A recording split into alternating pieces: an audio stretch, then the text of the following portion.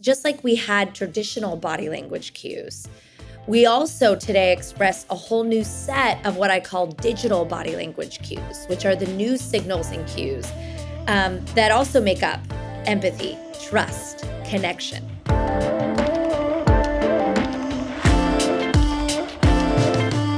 Hi, friends, and welcome to the Global Leadership Podcast. Today's episode features a powerful conversation between GLN President and CEO David Ashcraft and leadership expert Erica Dhawan. You're going to hear practical, real-world tips on how to connect intelligently in today's digital world, something we all need a little help with these days. But before we dive in, can I ask you a quick favor? Would you take a moment to hit subscribe? Our team is committed to bringing you fresh, actionable, and inspiring leadership content from the world's top thinkers and practitioners. And I don't want you to miss a single conversation. It's truly an honor to keep learning and growing together. Now let's get to today's episode. My name is Whitney, and I want to start by asking you a question. How have the last 5 years, the pandemic, remote work, endless Zoom calls changed the way you communicate? We live in this interesting tension, don't we? Experts tell us that most human interaction is nonverbal. You guys, that's like eye contact, posture, what we do with our hands. And yet so much of our work and life now happens behind screens, in chat threads, or over email. Let me ask you another one. Have you ever been misunderstood over email or maybe even on a Zoom call? You guys, me too. I feel like it happens all the time. If that sounds familiar, you are going to love today's episode. Erica Dhawan is a leading voice on 21st century teamwork, collaboration, and innovation.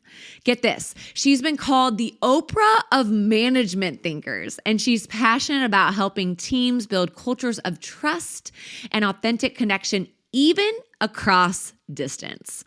In this conversation with David Ashcraft, she shares practical ways that you guys, all of us, we can leverage what she calls digital body language to communicate clearly, build stronger relationships, and connect meaningfully in our modern hybrid world.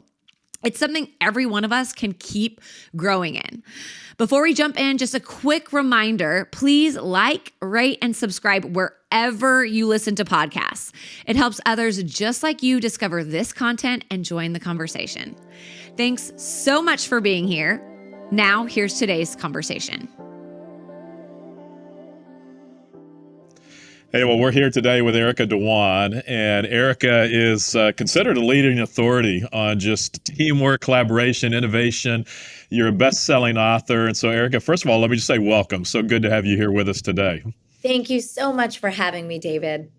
So Erica was one of our faculty members for the 2025 summit. And so if you were part of the summit, then you were able to hear and learn and glean from Erica. And Erica, let me just ask you, so that was your first summit experience, was it not? And tell me a little bit about it. It was my first summit experience. I like to say it was not a conference for me. It was like a family reunion. Is that right? It was really one of the most inspirational, empowering, community-oriented summits I've ever been to. That's cool. And what made it that way? So now I'm curious as to what made it that way and what made it stand out for you different than maybe other places where you've spoken. Yeah, I feel like in a world where we're not only connected, but over-connected, where, information is actually abundant now, there was a spirit. There was an authentic human connection that I felt at GLS. That's cool. That, in some ways is often a lost art in many forums today. Yeah, and that's so, great. I'm grateful to continue to learn from you, David, as we continue to reimagine what human connection looks like in our modern digital age. Yeah, fun to hear that. Well, let's kind of go there. But before we go to connecting in our modern age. I want to just ask you, how did you get to where you are today? And let me read a couple things that are said about you. You were named by Thinkers 50 as the Oprah of management thinkers. So that's a pretty cool title.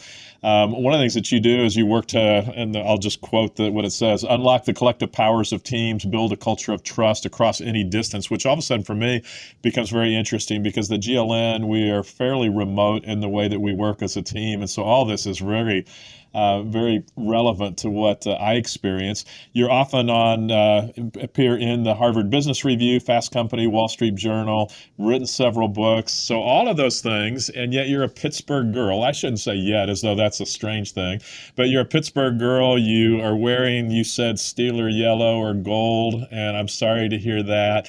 But describe for us a little bit, how did you get to where you are today? Yeah, I grew up as actually a very shy and introverted girl.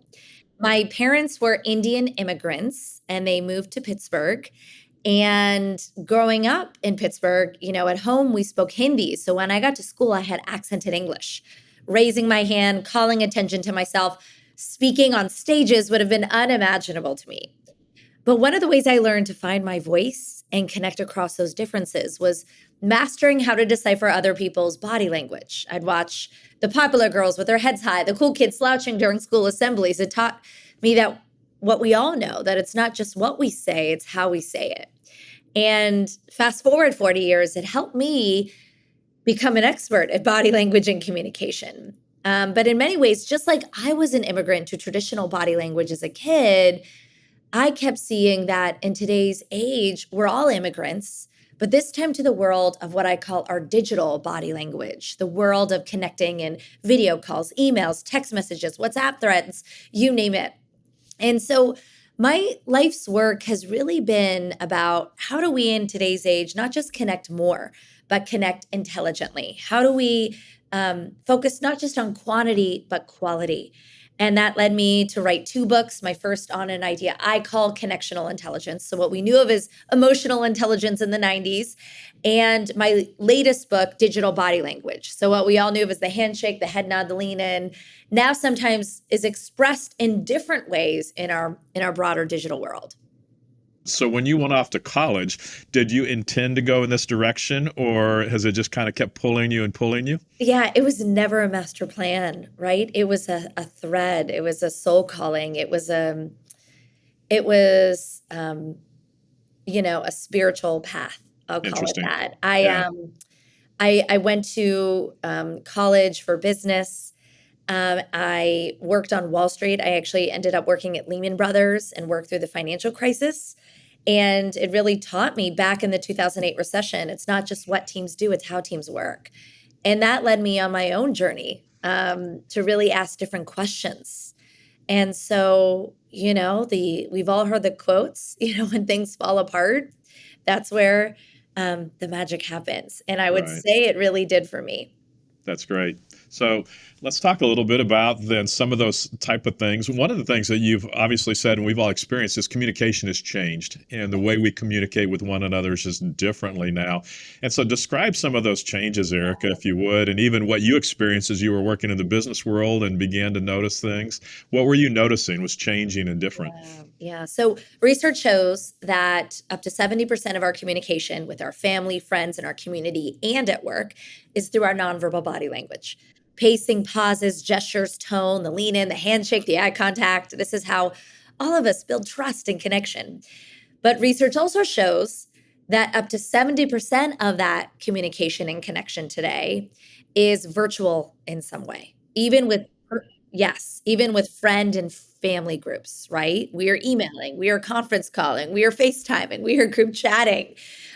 We're digitally communicating with colleagues on the same floor in the same office. I like to say interacting has never been easier, but productive collaboration can feel harder than ever. And, in my research, what I discovered was that in many ways, just like we had traditional body language cues, we also today express a whole new set of what I call digital body language cues, which are the new signals and cues that also make up empathy, trust, connection. These are cues and signals like the choice of communication medium. Did you choose to call someone, video call, send a voice note, join a WhatsApp group, set up an in-person gathering? These are not trivial decisions anymore. They are the new cues of complexity, urgency. Even simple things like, I like to say, the subject line of an email culture is the new eye contact.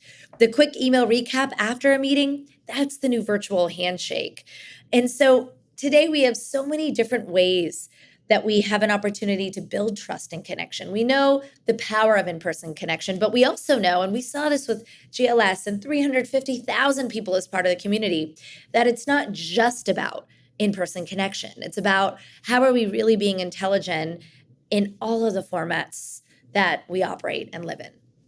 So part of what I'm experiencing myself, Erica, right now at the GLN is that we, for the most part, are a remote organization. And so we're not often all together in the office. Yeah. And that's been challenging for me because that's not been my history. And so for many, many decades, always in person. And so that ability to look somebody in the eye, that ability to pat them on the back or shake their hand or whatever it may be.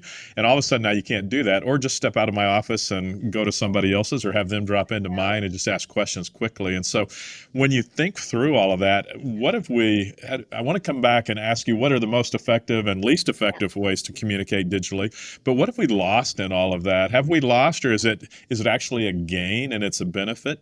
Yeah, like any rise of technology, whether it's the printing press or social media or digital technology that allows us to work from anywhere, there are pluses and there are challenges. And I think that I'll start with some of the advantages. Okay, good. And I'll talk Start about with some of positive. That's good. the opportunities too, and then share some practical things that we can all do. But one of the first advantages I would argue is I agree. I mean, I am such an in-person person, the eye contact, the magic in a room. But what research has shown for years is that in-person settings have never been the predictor of the most high-performing, productive groups, community groups, organizations. Because it's not about physical proximity. It's about what's called affinity proximity, the level of shared trust, values, interdependency. And so there were a lot of in-person office cultures that were very toxic, that actually weren't healthy. And so, the first thing this has done is it's busted that myth of just being in person means we're good. It's challenging leaders and all of us to think about how will we be more intentional about our connection and collaboration. It's also challenging us to be able to include the thought and the ideas from anyone, anywhere, not just those in our office. It's giving us an opportunity to allow them to participate anytime, anywhere. It's giving leaders an ability to fight their proximity bias of where ideas may come from. And, another thing is it's changing brainstorming. It's allowing us to get ideas from so many different places first versus just the same 5 people we always go to. Now, yeah. Erica, can I just say, it's interesting you say brainstorming, because that's probably, for me, if I would say the areas I'm most frustrated in communicating digitally is on the brainstorming piece, because it's just hard how do you just kind of popcorn back and forth comments, ideas, or thoughts? It just seems more difficult on a digital screen. So. Yeah. So, I think that as we think about collaboration, brainstorming is such an important skill and it's such an important group effort. I would say that what we have to do with brainstorming now is it's less just synchronous brainstorming where we're kind of riffing together. And when I'm stroking my chin, I'm thinking, so you give me a minute, or I'm furrowing my eyebrows, to ask me a question. Oftentimes, you can't do that with the back and forth emails. You can't read those cues of thinking with a video call where screens are freezing. And so what we have to do when it comes to brainstorming now is not just assume that it's going to work in a synchronous fashion like it used to in the traditional office setting. We have to think about, how do we do brainstorming asynchronously? And then how do we do brainstorming synchronously? And it's a full feedback loop. I'll give you an example. I know a leader, he was struggling with this, and he decided he had to flip his model around brainstorming. It wasn't just let's all, email back and forth or have a team meeting and ask a question. what he started to do is he said, what do I want everyone to do before the meeting asynchronously? So he sent out a few days before questions he wanted everyone to brainstorm. He challenged them to go talk to other people to get different ideas. Then, when they were in the room, he had everyone share their ideas in writing on a virtual whiteboard or an in-person whiteboard based on the group. And it didn't have people's name on it. It just had the quality of the idea. And then he called on those with the most diverse or unique ideas. And he found that he had heard more from his introverts and his junior colleagues in the brainstorming session using this format in a way that he had rarely heard from them in the in-person office. First of all, the introverts with that thoughtful asynchronous pre-work had time to think. They weren't caught off guard. Second, by getting everyone to write their ideas first, it allowed junior team members to feel like their ideas mattered just as much as senior team members. You mentioned whiteboarding or putting things Yeah. on the board. Yeah. What I get frustrated with is when I can't see the faces of the people in the meeting that I'm in digitally because the Yeah. screen is all filled with that whiteboard or other ideas. Do you have another way around that? Or because then I can't tell if you're reacting well to what's being said, or I just want to watch people's nonverbals as you described being so Yeah. important. Yeah. So, this is a really important one because we know the power of the nonverbal connection. What I've seen is a few things. First is, a lot of times at the beginning of this, it was, people aren't even turning on their cameras. So I can't even talk to, can't Yeah. even see them. And so the first thing is that we have to normalize, video on and really as leaders make what was implicit in our traditional office explicit in our modern day global office. So, everyone on video, or if it's a 3-hour presentation, maybe everyone on video at least first 15 minutes. We have to build that human connection. So if you're going to do it up front before Yeah. you get into the whiteboarding exercise. Making sure there's intentional group go arounds, right? Good news, bad news, quick insight. Those things are really powerful. And oftentimes we weren't actually that great at it when we were in office settings. We often excluded someone that might not have been the majority in the room without even realizing it. I do think that I've seen an exercise where people rotate meeting hosts, and the first 5 minutes is simply Okay. like an insight from them. And so something like that really speeds up that engagement and allows you to build that connection Yeah. before you have to pull up screen shares and such. There So is when you there is also cameras now that you can put in the middle of your of your screen, so Yeah, it will be perfect eye to eye contact. that's So it good. is also something I recommend to check out as we all evolve with this. Yeah, that's great. So when you started, you talked about the different formats, or you named several different formats. What are the best formats if you're trying to connect digitally, and let's say you're remote 90% of the time? What are the best ways to reach out, and what are the worst ways? Are there some that you've found to be good and some bad? Yeah, great question. So there's 3 factors you have to use in making a decision about which channel of communication to use. And that's even if you're in person, right? So this is in all formats. The first factor is complexity. The second is urgency. And the third is frequency. So when it comes to first complexity, when things are complex, really creating that cultural norm that we have that meeting, right? Whether it's a video call, whether it's a hybrid meeting, whether it's a quick phone call, to have that deeper discussion. But we don't just do it. We send them the pre-questions before. We give them time to think. We keep it to 30 minutes. We send a note summary after, answering what I need from you and what are next steps. So there's no room for ambiguity, especially when a lot of our body language cues aren't as present. When it's not complex, we don't make everything a meeting anymore. We send a quick email with a really good subject line answering what I need from you, and we're done, so that we can prioritize our in-person time for deeper connection, brainstorming, engagement, recognition, etc. The second is urgency. So do you need it in 5 minutes or 5 days or 5 weeks, right? So each channel is different from that perspective. And then the third is frequency. So, what I've found is many leaders, when leading teams that are in different places, even when they're in the office, but they're always on calls, or talking to other people, having structured, I call it structured water cooler moments or structured office hours, can be really beneficial. So I know one leader, he has 2 days a week, Tuesdays, Thursdays, 10 a.m.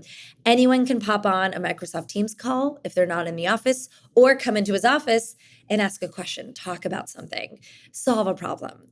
And we've seen a lot of leaders fully in the office now, but their door shut because they're on video calls all day and their team can't even get to them and don't know when. And so understanding what is the frequency and the formats that I'm going to think about reinventing the water cooler moment in a way that's actually more inclusive and more powerful than in the past. Yeah, that's good. So a little bit of a rabbit trail here when you talk about water cooler moments. One of the things that I'm noticing, I think now several years into being more remote, Yeah.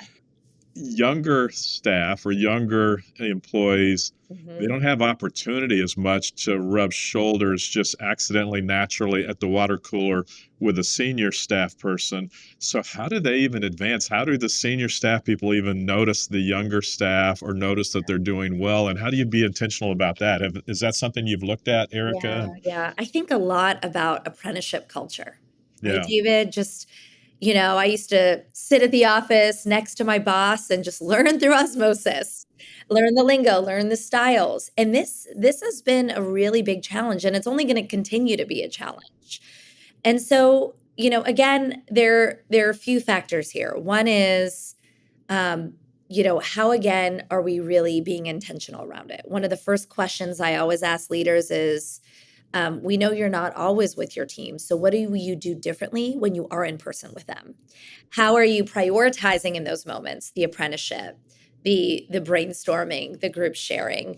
Are there ways you can actually bring people to meetings because they're virtual now that they couldn't attend in person? So they're shadowing you and shadowing meetings. I know one team, they record all their staff calls, and when a new employee joins, they watch the last 10 team recordings before they ever set foot in a meeting. Think about how much they learn that would have taken 6 months on the job. So those are just some examples. But I do think on the flip side, leaders have to remember that they have to be more explicit about some of the norms and cues than they had to be in the past because of the lack of that apprenticeship. Even we used to know how to dress up at work because we could see body language expressions when we didn't. Now, we have to be explicit of turning on your camera and having a great background, or making sure we're really thoughtful in certain ways. I'd also argue, though, that, this notion of presence, and particularly executive presence, also looks different. I'd argue that a lot of first impressions now are not just the first 7 milliseconds someone meets you, it's the quality of the emails you write. Did you have bullet points? Was it clear and to the point, or was it lengthy and confusing? In the first 3 minutes of your video call, did you clarify for everyone, here's what success looks like, here's why you're all here, here's how I'm going to make sure everyone contributes in this meeting? That's going to quickly change engagement versus someone who just jumps into logistics. And so, remembering that some of these cues look different now also can help us create that osmosis culture. I'll give you one final example. I do a lot of executive coaching, and one leader, she got some feedback that her empathy was weak. And I was shadowing all her meetings to try to help her with this. And it turns out when she was in person, she was great at these things. She had great body language, great ways of listening and asking questions. But while her in-person signals of empathy were great, her digital signals were abysmal. She was the person sending brief, low context emails. She would sometimes chronically cancel video calls at the last minute when her team had planned for weeks. She would often not look in the camera on video calls, not realizing actually that her multitasking was really affecting her team and how they felt. And so again, I think there's learning on both sides of how will we all adapt, and how do we think better about training the next generation. Hey everybody, it's Eric, content producer for the Global Leadership Podcast. People are sometimes described as having a mind like a steel trap, or that used to be a thing anyway. Because today, with all of our screens and distractions, studies show that 70% of new information we take in is forgotten within 24 hours. No wonder leaders have a hard time keeping their audiences engaged. You can grab attention, but getting people to retain your message, that's the real challenge.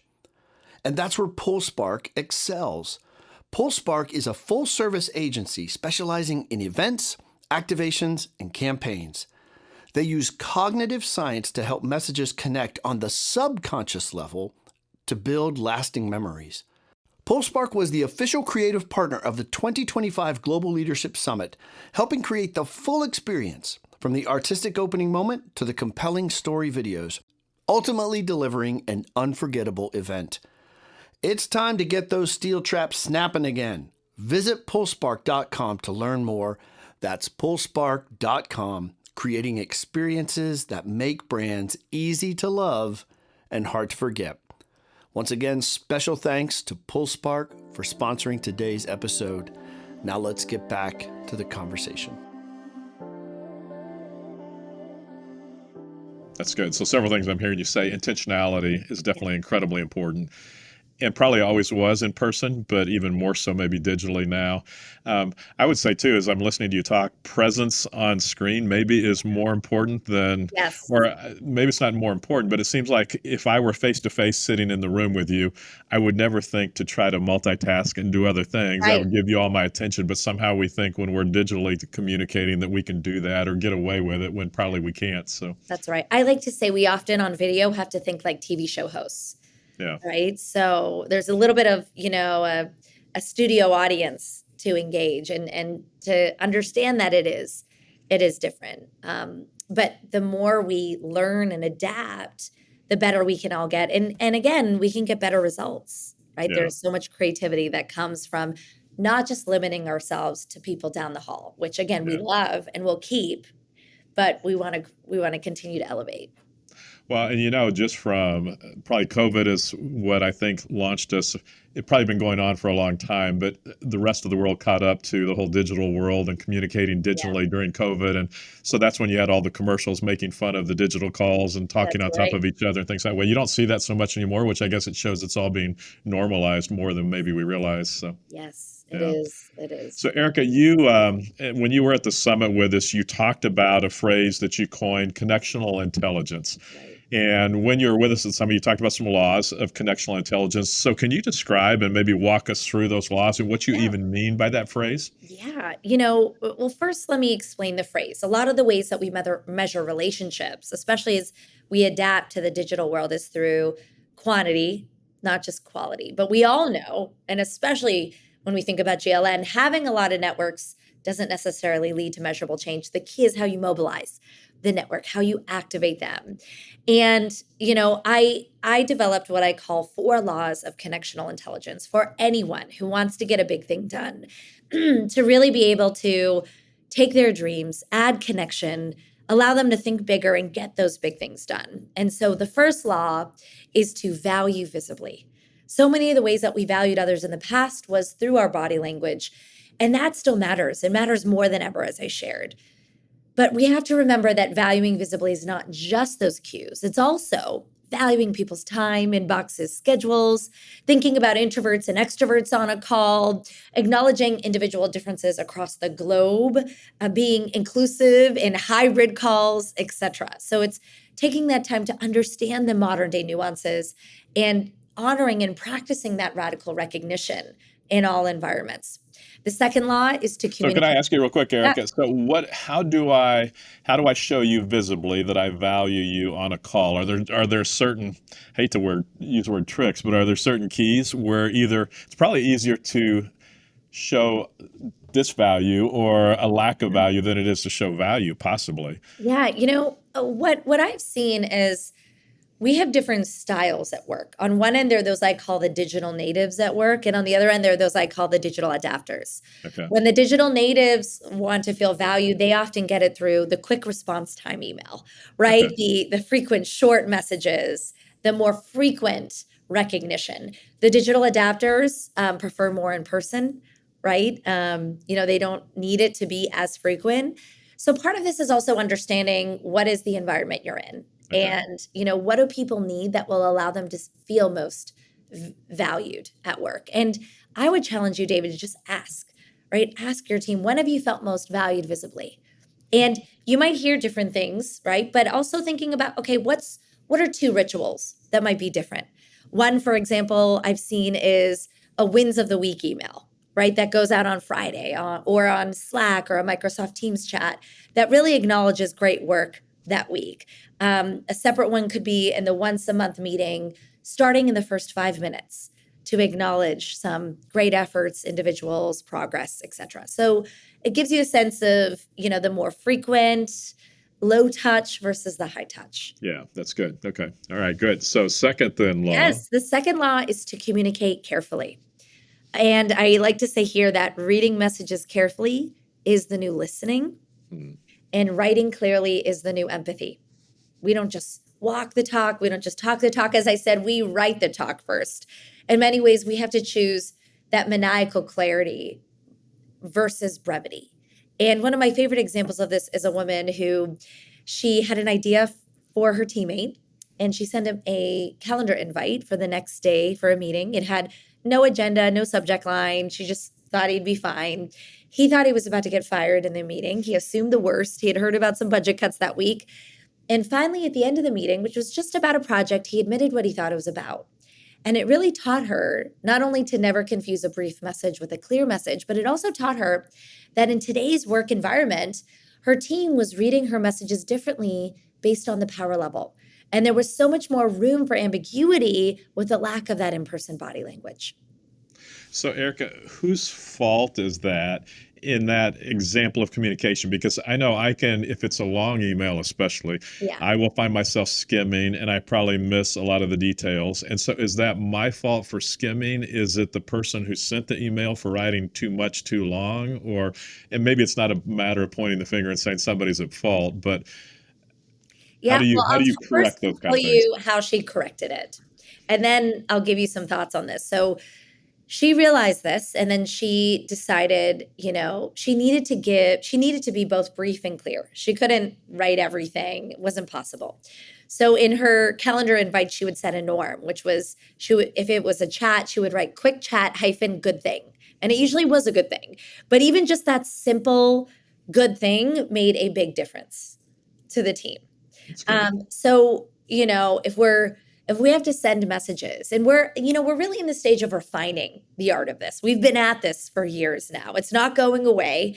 We have to continue to think about how we can be better. Thinking about what are some of the norms, say in email culture, that you want to set as a leader. I know teams that set norms. If you're on the to line, you have to respond. If you're on the CC line, please don't respond unless there's something new you're going to bring. Every subject line must answer what I need from you. It's the eye contact. And the email should, ideally be 2 to 3 paragraphs. If it's longer than that, it needs a summary at the top. And in many ways, we have to think that we read messages today like we skim websites. Yeah. So that's an important part of this as well, that we're modernizing many of our norms around communication. Well, and when you talk about the two line, what I find is both when I'm sending or if I'm on the receiving end, if there are 4 or 5 other people on it, oftentimes I won't bother responding because I figure somebody else is going to respond. Right. And I found the same thing when I'm sending, That's right. then I'm not getting the responses I want. And so, yeah, that's ambiguity there, isn't it? So, Yeah. And I mean, there was a whole crisis about accountability at work, but sometimes it's the miscommunication in Yeah. these cues and norms, and the lack of those explicit cues in our modern day environment that's just as important. So, Erica, as we were growing as an organization, I started out being the only person on my team and then grew to 300 people. And early days, when it was just a handful of people, it was real easy for me to just brainstorm or throw out ideas or explore ideas. Everybody knew we were exploring. As we got bigger as an organization, I would explore an idea to a bigger group and then all of a sudden realize, oh, they weren't just exploring it, or they didn't think I was just exploring it. They were running with it and doing things that I had no intention of them doing. So I would imagine that it probably gets worse or exasperated when you start doing it digitally as well. And so how do you overcome that, or how do you guard against that? Yeah, there's lots of memes out there about this mysterious email where a leader sends something to his team and it says FYI. And people don't know, is that a directive? Is that a new project? Or is it just really read it and you don't need to do anything? And there's a lot of that now. And especially as you said, you've scaled an organization and you simply can't just riff with 5 people as easily. And so there's a couple things that really matter from this perspective of scale. The first is when it comes to collaborating in groups, We have to remember that there's three types of collaboration. The first is brainstorming, the second is information sharing, and the third is decision making. And we have to use them differently and with different channels in our modern environment. So first, brainstorming. Research does show brainstorming is really magical in a small room. But if you need to do it with a broader group, it's very important to get the ideas beforehand. To actually do what the Colgate example, the toothpaste example I shared which was cast a wider net, get a lot of ideas first, and then come into a decision-making meeting instead of doing it all in a meeting, because you'll get 30 people, but only 6 people talk. Yeah. In decision making, it's actually much more done synchronously, not asynchronously. And there, you really need to be thoughtful about who's in the room. So instead of having 30 people, just have the 6 decision makers. The other 24, what I call the meeting advisors, right? They get the email recaps, they get the summary, so they don't feel like they're missing out, but they're informed.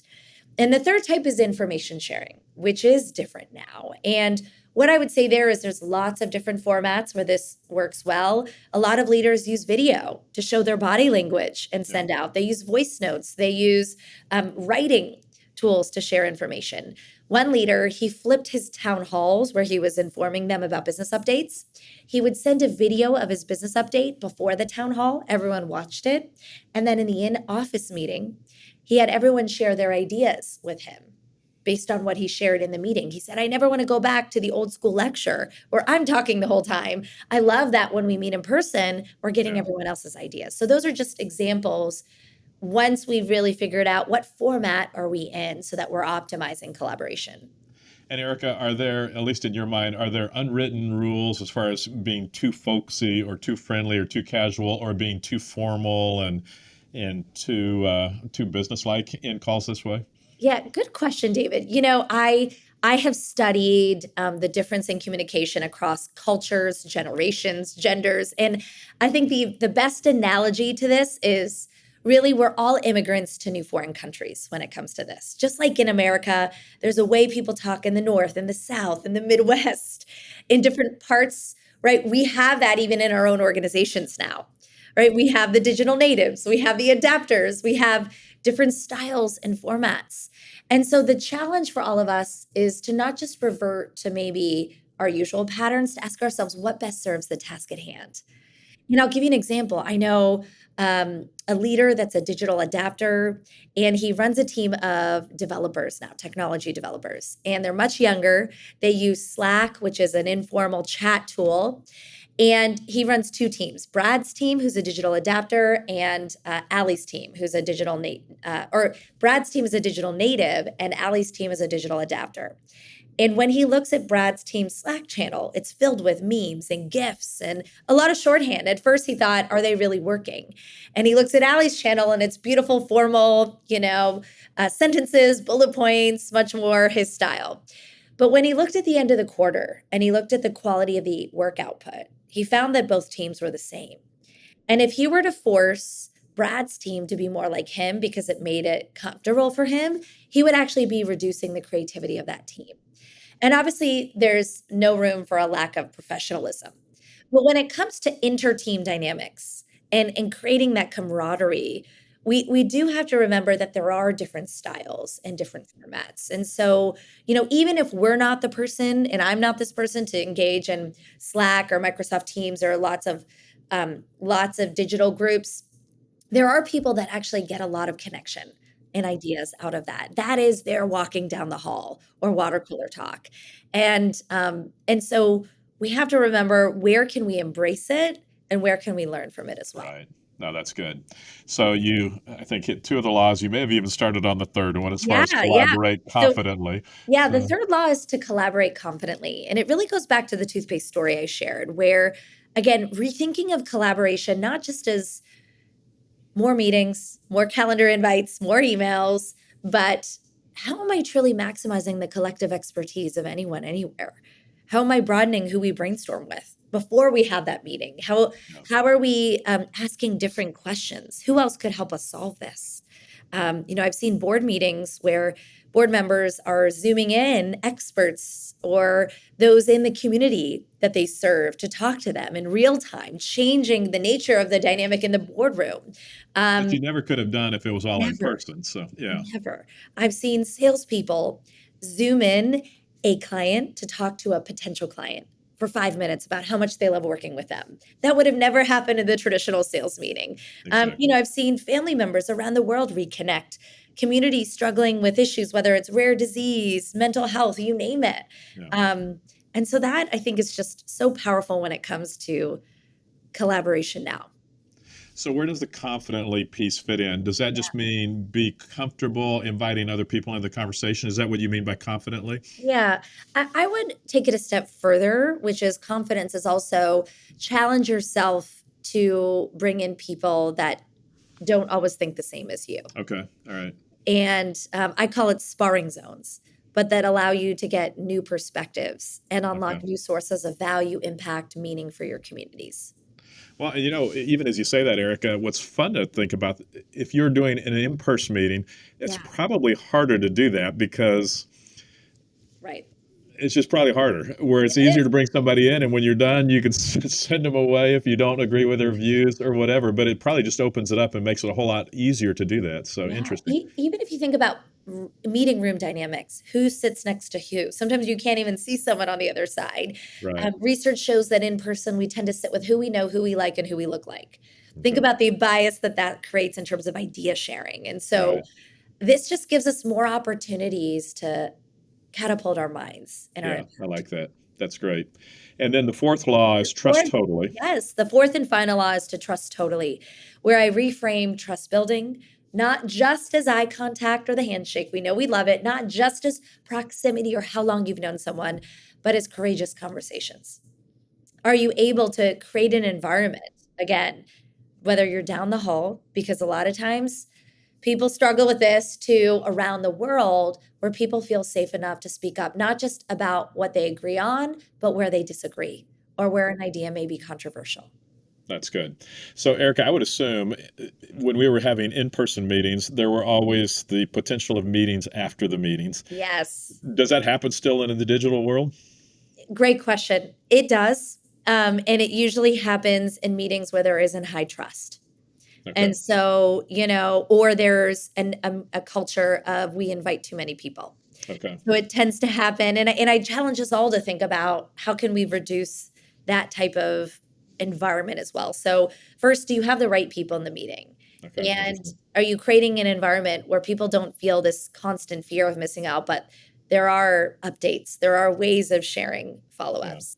Second, do you create a dynamic where people can actually share in the meeting versus just report outs? And what did you do before the meeting to speed everyone up to get there? And last but not least, should this just been a conversation between two people? Yeah. Sometimes we just need to pick up the phone and have a one-on-one versus inviting The 10 whole meeting people. together. Yeah. Yeah, that's good.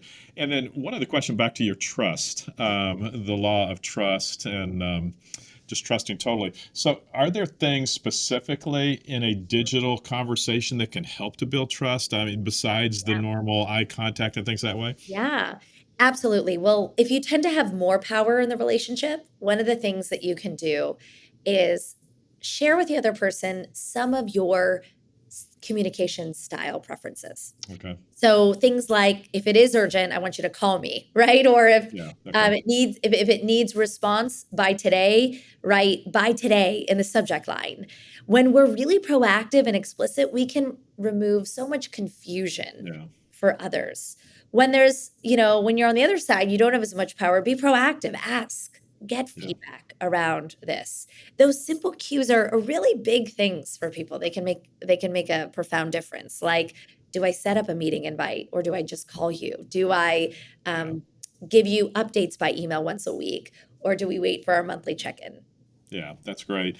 I mean, all of this is so relevant to what we all experience all the time now. I think this is the new norm, and so it's not going to change, I don't think, and at No. least it's not going to go back to where we knew things Yeah. before COVID or before remote work. And some people, I realize, have been doing remote work for years, and so that's for them it's normal. Um, if there were 2 tips you could give for somebody that needs improvement quickly, what would that be? Yeah. The first tip is don't forget to show gratitude in whatever way that looks for you. An emoji, an exclamation, a quick thank you by phone or in person, or a handwritten note. And second, don't be hasty, be thoughtful. Know when you might want to sleep on that email before responding so that you can brainstorm a little or you can process. Or don't rush something when really you could give it a week. Erica, fun talking to you, and just again, stuff that's so applicable. And if we were all great at this, then you would not be an expert. You wouldn't need to tell us how to do it. So obviously, we're not all great at this, and we need people like yourself to say, there might be better ways. So thank you for digging into this, and thank you for giving us some guidance and direction. We Thank you, appreciate that very David. I much. just think GLN is an amazing example of connectional intelligence and bringing a community together around the world with purpose, with meaning. I'm so happy to be part of this community. Great. Erica, thank you for your time. We appreciate it. Thank you. Well, friends, that episode was so helpful for me. I mean, thinking about how a subject line is like making eye contact with someone, I have literally never thought of it that way before. But what an incredibly thoughtful perspective on communication. Because when someone looks you in the eye, it makes you feel seen and everything changes, doesn't it? You want to connect with them. You want to work with them. It builds trust. So what if we all made that simple adjustment this week? What if we approached our subject lines like they were eye contact? I think it could make such a huge difference. And I also loved Erica's practice of sending out questions before a brainstorm meeting. I've seen that in my own work. It gives more space for our quieter and more reflective teammates to shine. I have personally gotten to watch introverted voices come alive because they had time to prepare, and the ideas that came out of that time of them being able to process are always so good. So here's my question for you. What will you do after this episode? Maybe it's rethinking how you write subject lines or how you prepare for meetings. Or maybe it's something even bigger, like sending this episode to your team and asking, what stood out to you? What do you think we should put into practice? Just imagine the momentum that kind of conversation could create in your team. As always, I'm so glad you're here. And if you ever want to go deeper into content like this, we'd love for you to check out Team 365, our on-demand leadership resource that gives you and your team access to practical tools, summit talks, and actionable content you can apply right away, like a subject line that means making eye contact. You can find all of it at globalleadership.org/leader-resources. And listen, I know you're here because you want to keep getting better. And I just want to say, I'm so proud of you.